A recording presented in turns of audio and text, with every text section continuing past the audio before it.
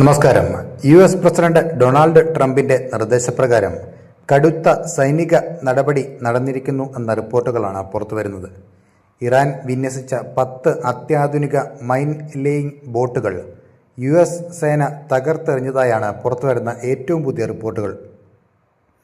American president Donald Trump തന്റെ truth social പ്ലാറ്റ്ഫോമിലൂടെയാണ് ഈ വിവരം ലോകത്തെ അറിയിച്ചത്. ഹോർമുസ് കടലിടുക്കിൽ മൈനുകൾ വിന്യസിക്കാനുള്ള ഇറാന്റെ ശ്രമങ്ങളെക്കുറിച്ച് ഇന്റലിജൻസ് റിപ്പോർട്ട് ലഭിച്ചതിന് പിന്നാലെ ട്രംപ് ശക്തമായ മുന്നറിയിപ്പ് നൽകിയിരുന്നു. മൈനുകൾ ഉടൻ നീക്കം ചെയ്യുക, അല്ലെങ്കിൽ ഇതുവരെ കാണാത്ത പ്രത്യാഘാതങ്ങൾ നേരിടേണ്ടി വരും എന്നായിരുന്നു അദ്ദേഹത്തിൻ്റെ അന്ത്യശാസനം.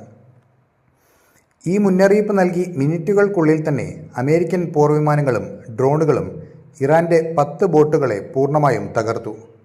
ലോകത്തെ മൊത്തം എണ്ണ വിതരണത്തിൻ്റെ 20% കടന്നു പോകുന്നത് ഈ ഇടുങ്ങിയ കടലിടുക്കിലൂടെയാണ്. ഇവിടെ മൈനുകൾ സ്ഥാപിച്ച് ഗതാഗതം തടസ്സപ്പെടുത്തിയാൽ ആഗോള വിപണിയിൽ എണ്ണവില കുതിച്ചുയരും. ഇത് ലോക സമ്പദ് വ്യവസ്ഥയെ തന്നെ തകിടം മറിക്കും. ഇറാന്റെ ഈ നീക്കത്തെ ലോകത്തിനു നേരെയുള്ള വെല്ലുവിളി എന്നാണ് വൈറ്റ് ഹൗസ് വിശേഷിപ്പിച്ചത്.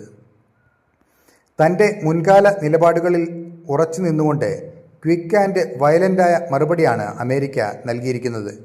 ലഹരിമരുന്ന് മാഫിയകൾക്കെതിരെ ഉപയോഗിക്കുന്ന അതേ മിസൈൽ സാങ്കേതികവിദ്യ ഉപയോഗിച്ചാണ് ഈ ബോട്ടുകളെ തകർത്തതെന്ന് ട്രംപ് വ്യക്തമാക്കി. ഇറാന്റെ സൈനിക ശേഷി ഇതിനോടകം തന്നെ വലിയ തോതിൽ തകർക്കപ്പെട്ടുവെന്നും ഇനി അവർക്കൊരു തിരിച്ചുവരവ് അസാധ്യമാക്കുന്ന തരത്തിലുള്ള ആക്രമണങ്ങൾ തുടരുമെന്നും അമേരിക്കൻ പ്രതിരോധ മന്ത്രാലയം മുന്നറിയിപ്പ് നൽകുന്നുണ്ട്. US സെൻട്രൽ കമാൻഡ് പുറത്തുവിട്ട ഏറ്റവും പുതിയ കണക്കുകൾ പ്രകാരം ആകെ 16 ഇറാനിയൻ ബോട്ടുകൾ ഇതിനോടകം നശിപ്പിക്കപ്പെട്ടിട്ടുണ്ട്.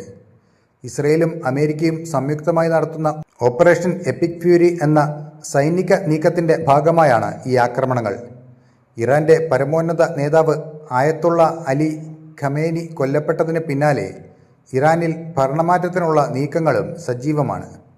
എണ്ണവില ക്രമാതീതമായി ഉയരുന്നത് തടയാൻ അമേരിക്കൻ നാവികസേന നേരിട്ട് എണ്ണക്കപ്പലുകൾക്ക് സംരക്ഷണം നൽകാനുള്ള നീക്കവും ആരംഭിച്ചിട്ടുണ്ട്. വരും മണിക്കൂറുകൾ ഈ മേഖലയെ സംബന്ധിച്ചിടത്തോളം അതീവ നിർണായകമാണ്. അപ്പോൾ മറ്റൊരു വാർത്തയുമായി വീണ്ടും കാണാം. നന്ദി.